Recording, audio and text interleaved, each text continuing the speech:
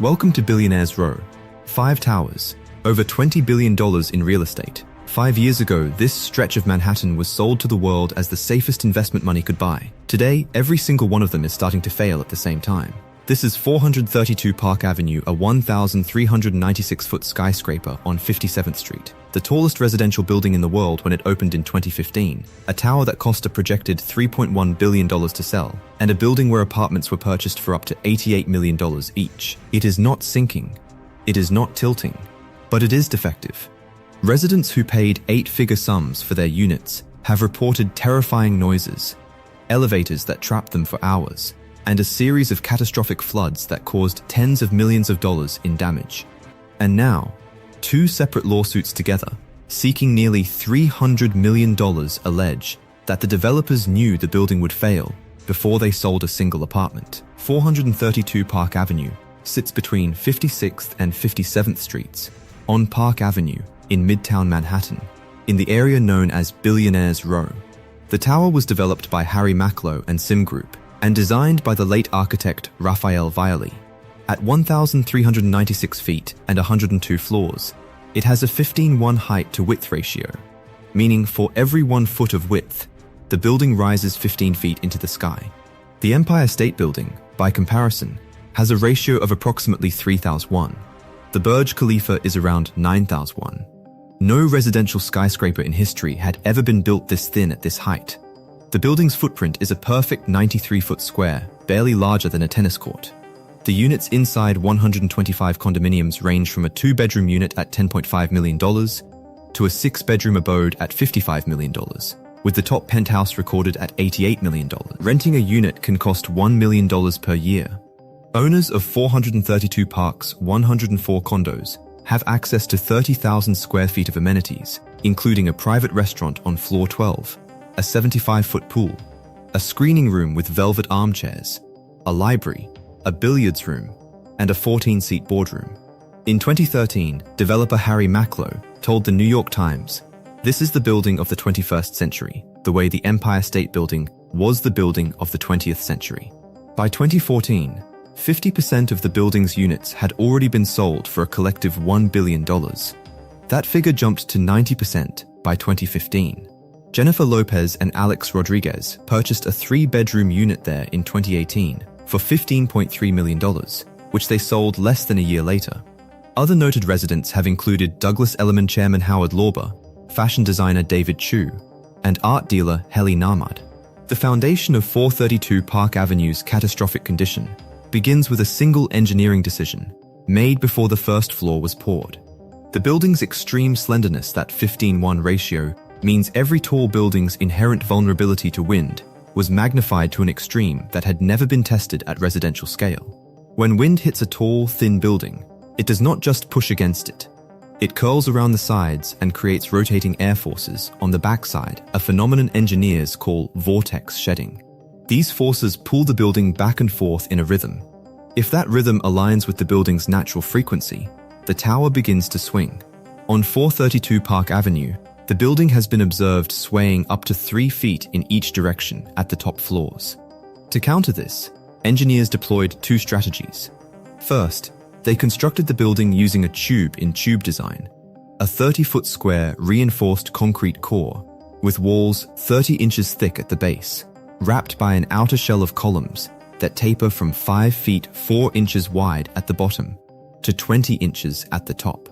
Second, they installed 2 tuned mass dampers TMD, positioned between floors 86 and 89 opposed pendulums, with a combined weight of approximately 1,300 tons, designed to swing in the opposite direction of the building's movement. These dampers were split into 2 halves to fit within just 3 stories of space, with each unit capable of traveling up to 136 inches in any direction. Additionally, 5 double-story mechanical floors were spaced every 12 floors along the building's height, creating openings through which wind could pass and reducing structural load pressure at the top. The foundation contains approximately 60 rock anchors drilled 60 to 70 feet into the bedrock below. But even with all of these systems, the building still moves. And that movement generated cascading consequences that the engineering had not fully accounted for. The second and more directly catastrophic decision involved the building's exterior. The facade of 432 Park Avenue is not merely decorative cladding, it is a load-bearing concrete exoskeleton made from white Portland cement. The material required a compressive strength ranging from 14,000 psi at the lower floors to 10,000 psi at the upper floors. Engineers at BASF Corp, tasked with designing the concrete mix, described the work as one of the most challenging of their careers, a recipe for a very fussy cake. The problem was that the developers rejected the use of fly ash in the concrete mixture. Fly ash would have strengthened the material significantly, but it also would have darkened the color. Developer Harry Macklowe and architect Rafael Viñoly were determined to achieve a pristine, all-white exterior to distinguish 432 Park Avenue from the glass-dominated Midtown Manhattan skyline. So the fly ash was rejected. As a result, the final concrete mixture began cracking when it was built. Internal documents later obtained by the New York Times show this outcome was predicted. In a 2012 email, a WSP structural engineer warned the development team they had exactly two options: color or cracks. That same year, Jim Herr, firm director at Rafael Viñoly Architects, sent another email with a warning that has since become central to the second lawsuit. They are going down a dangerous and slippery path that I believe will eventually lead to failure and lawsuits to come. The cracks appeared anyway. The failures residents began experiencing after 2015 fell into four distinct categories. The first was noise and vibration. Apartments are plagued by creaking, banging, and clicking noises. Using the trash chute sounds like a bomb, unit owners stated in the 2021 court complaint. The walls creaked like the galley of an old ship. The noise was constant and, by the admission of the developers themselves, unacceptable. The chairman of CIM Group, Richard Ressler, acknowledged to residents in person that the sound and vibration issues were intolerable, a word recorded in official court filings. The noise and vibration issues have been so severe that some unit owners have been forced to move out for lengthy periods, and in at least one case for over 19 months during a pandemic, while the issue is remediated. The second failure category was the elevator system. Because 432 Park Avenue is so tall and so thin, wind does not only push against the exterior, it pushes the air inside the elevator shafts. Engineers identify this as the stack effect. Extreme pressure differentials cause elevator cables to sway, doors to jam, and safety systems to shut down automatically. According to court filings, residents and their family members were trapped in elevators for hours at a time. In 2018, a high-pressure water line on the 60th floor failed, sending a torrent of water down the elevator shafts and knocking two of the building's four residential elevators out of service for weeks. Even escalators in the commercial spaces malfunctioned and required prolonged shutdowns. The third failure was flooding. The building's plumbing system, with thousands of feet of pipes and risers, was not designed to withstand the constant subtle movement of the tower. Repeated stress caused pipes to vibrate, joints to loosen, and eventually to burst. The building has recorded more than 20 water leaks since 2017. 35 units, as well as common areas, suffered water damage. A separate leak on the 74th floor caused damage estimated at $500,000 to a single apartment. Investigation into the 2018 leaks revealed the cause: poor plumbing installation, including loose bolts buried under insulation. The fourth and most publicly alarming failure is the concrete facade. A 2016 concrete consultant survey identified 1,893 defects in the facade.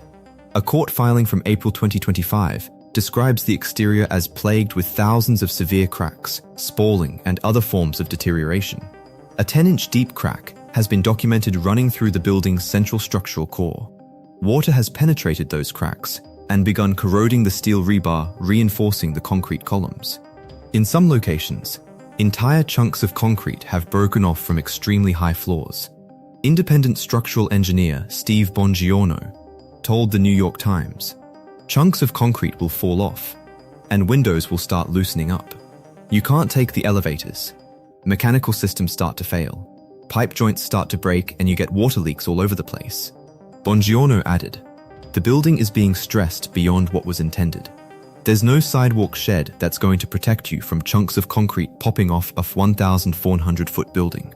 Engineering expert Jose Terrero of University College London stated plainly, a 10-year-old building should not be showing that level of deterioration.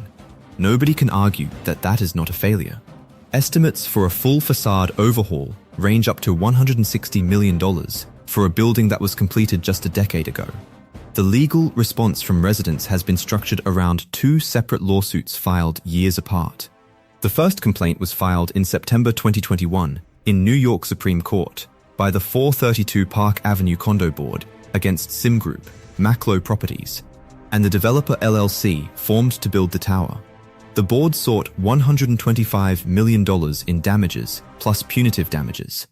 Its engineering consultant had identified more than 1,500 construction and design defects, many of which are described as life safety issues. The complaint stated directly, what was promised as one of the finest condominiums in the city was instead delivered riddled with over 1,500 identified construction and design defects to the common elements of the building alone. The litigation has since generated more than 45 days of deposition testimony and produced in excess of 4 million pages of documentation and remains unresolved. The second complaint was filed in April 2025, naming CIM Group, Sellout Architects, and McGraw-Hudson Construction Corp. As defendants. It seeks $165 million in damages and alleges deliberate and far-reaching fraud, not maintenance disputes or disagreements over repair standards, but a coordinated scheme to conceal known structural deficiencies from buyers and regulators. The complaint alleges that Sellout Architects changed the wording in the offering plan from claiming the concrete will prevent water penetration to saying it was only designed to do so. It also alleges that McGraw-Hudson and WESP submitted a letter to the NYC Department of Buildings that misrepresented the nature, extent, and type of cracking, and failed to disclose a survey that had found 1,893 defects. Plaintiff attorneys Terence Oved and Darren Oved stated, this matter extends beyond negligence into an alleged calculated scheme driven by greed that eroded trust. The developers have denied all allegations. CIM Group called the deterioration claims baseless and stated that allegations developers ignored problems were categorically untrue, defamatory. A 432 Park spokesperson stated, in contrast to its hyperbolic allegations, the board has spent less than $300,000 on facade repairs in 5 years, while also spending more than $20 million on legal fees and consultants. CIM Group and Sellout Architects both said they vehemently deny the claims and are moving to have the complaint dismissed. Most declined to comment. McGraw-Hudson Construction Corp. Did not respond to inquiries. The NYC Department of Buildings' most recent facade inspection, filed on April 15, 2025, classified the exterior walls as swamp safe with a repair and maintenance program, meaning the walls were safe at the time of inspection, but require repairs within the next 5 years to remain so. In 2022, an earlier inspection had found unsafe conditions, which triggered a required notification filing in October 2022. A subsequent report filed in February 2023 returned the classification to swamp. The financial consequences for unit owners have been severe. A Wall Street Journal analysis published in May 2024 showed that the ongoing lawsuits and construction issues pushed down both sales activity and resale prices at the building. A 4,462 square-foot 5-bedroom unit on the 55th floor, first listed in 2022 at $33 million, and originally sold by the developer in 2016 for $23.87 million, is currently listed at $29.5 million. Saudi billionaire Fawaz Al-Hokayer paid $169 million for a penthouse in 2021 and relisted it at $15 million in 2024, a locked-in loss of 38% if it sells. An apartment that originally transacted at $87.7 million is currently listed at $15 million. Across Billionaires Row, secondary market prices have declined 30 to 50% from their original sales figures. International buyers, the original target demographic for the entire corridor, have effectively exited the market.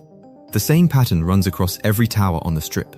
At 157 West 57th Street, the Steinway Tower, with a 24:1 slenderness ratio, the The most extreme aspect ratio of any residential building in human history, a resident, was trapped in an elevator for 1 hour and 25 minutes on Halloween night 2019 because the building was moving in the wind beyond what the elevator system was designed to absorb. Elevator repairs at 157 have cost an estimated $40 million, and the building still cannot run multiple elevator cars simultaneously during high wind events. At 220 Central Park South, water has leaked through marble in penthouses sold for $50 million and up. At Central Park Tower, the building's retail anchor closed within months of opening due to unanticipated water damage from above, with court filings referencing repair budgets in excess of $60 million. The building just becomes uninhabitable. One engineer told the New York Times about 432 Park Avenue, specifically a statement that captures the broader condition of the corridor. None of the 5 towers were structurally tested at full occupancy before residents moved in. They are being tested now. Despite every disclosed failure and every active lawsuit, CIM Group reportedly walked away from 432 Park Avenue with approximately $900 million in profit, according to court filings. The projected total sellout of the building exceeded $3 billion. The building is not going anywhere. Both lawsuits remain active in New York Supreme Court, with no settlement reached. A proposed 3-year, $160 million overhaul to repair the current facade damage and prevent further deterioration remains under discussion among residents and the board. Meanwhile, a new 1,800-foot Supertall residential project is currently under construction 1 block away from Billionaires Row, with developers maintaining that the engineering failures of the previous decade have been studied and corrected. The record of 432 Park Avenue states otherwise. Engineers warned in 2012. Warnings were documented in emails, in consultant reports, in internal correspondence. The developers proceeded. 1,893 defects were catalogued. 2 lawsuits were filed. Nearly $300 million in claims remain active. A 10-inch crack runs through the structural core of a building that opened just 10 years ago. Chunks of concrete have broken off its exterior at heights exceeding 1,000 feet. And the people who paid the highest prices for it, billionaires, Saudi princes, hedge fund managers, celebrities, are now the ones trying to leave.